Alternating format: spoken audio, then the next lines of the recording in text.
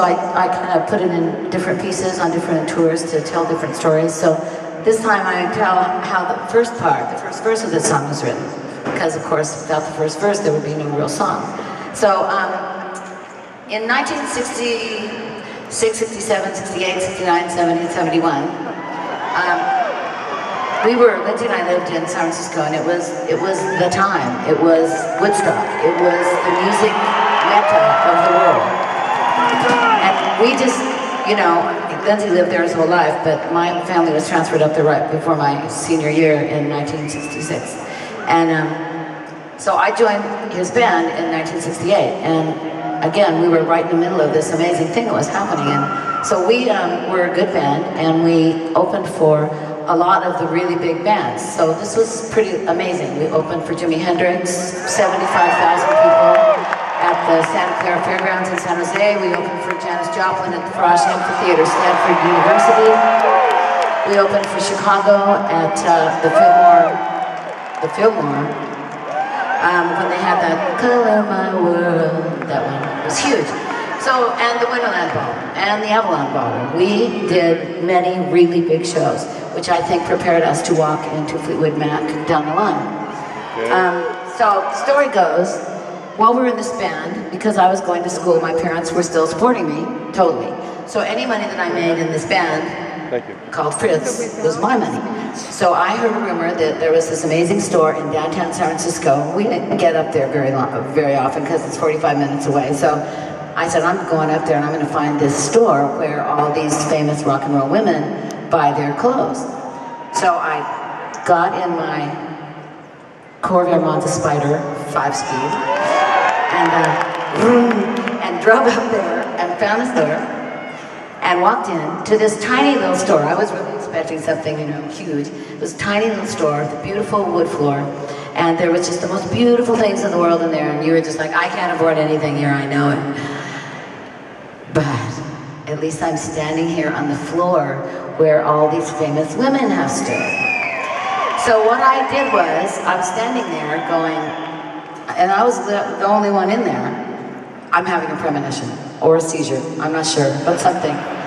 And I'm seeing it, I'm seeing the future, and I'm seeing the fact that I'm gonna walk into this store someday and I'm gonna be able to buy anything on this rack that I want. And, you know, it's like 1969.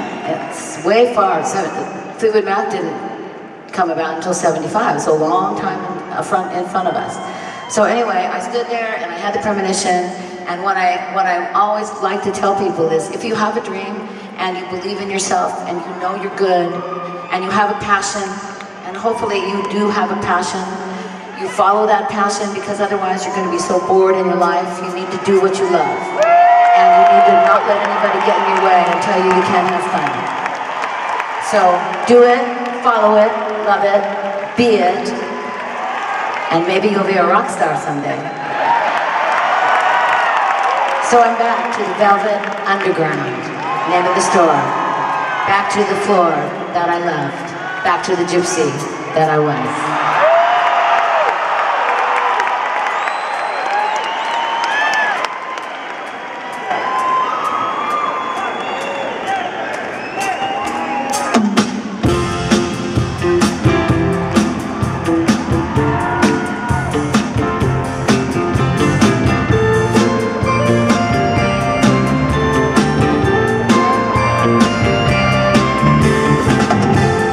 So I'm back to the velvet,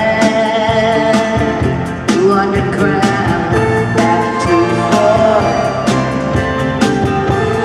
that I love,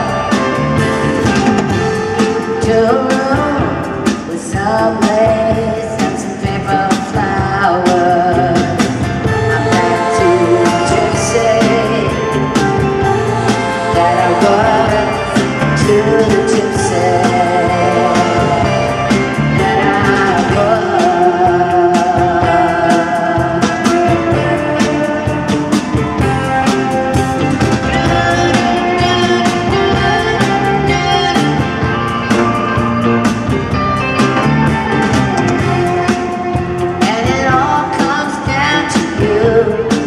Well, you know that it does. Well, lightning